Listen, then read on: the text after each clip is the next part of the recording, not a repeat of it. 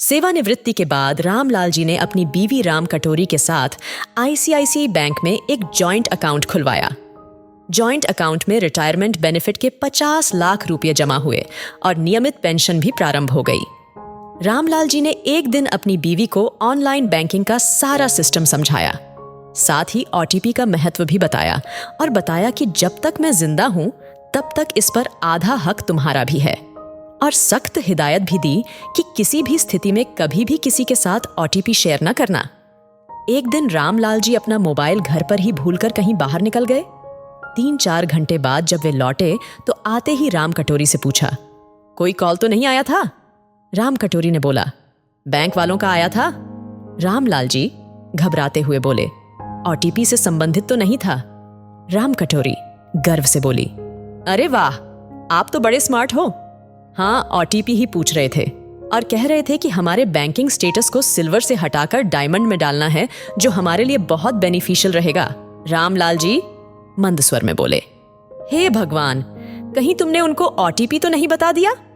राम कटोरी जी ने बोला, अरे जब बैंक वाले खुद पूछ रहे थे तो क्यों ना बताती। रामलाल जी का सिर चकराया और वो धम्म से सोफे पर बैठ गए।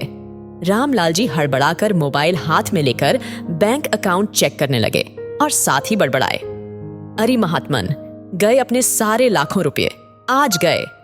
लॉगिन के बाद चेक करने पर रामलाल जी सुखद आश्चर्य से भर उठे, क्योंकि उनका अकाउंट सही सलामत था और साथ ही बैंक ने आज ब्याज की रकम भी जोड़ दी थी। फिर रामलाल जी ने राम कटोरी से पूछा, मोबाइल पर क्या तुमने सही ओटीपी बताया था?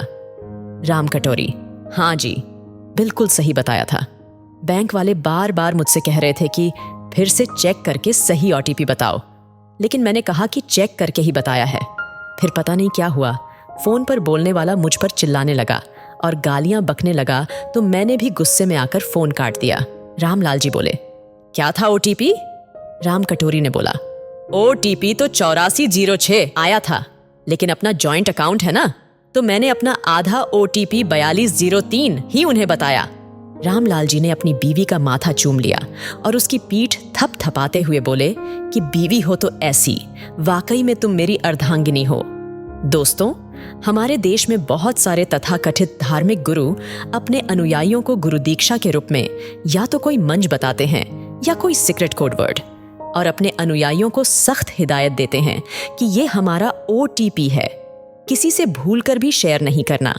और मजे की बात यह है कि उनके अनुयायी आपस में भी उस ओटीपी को शेयर नहीं करते और ना ही अपने परिजनों को बताते हैं। पता नहीं ऐसे बाबाओं ने अपने खजाने में कौन सा काला धन छुपा रखा है।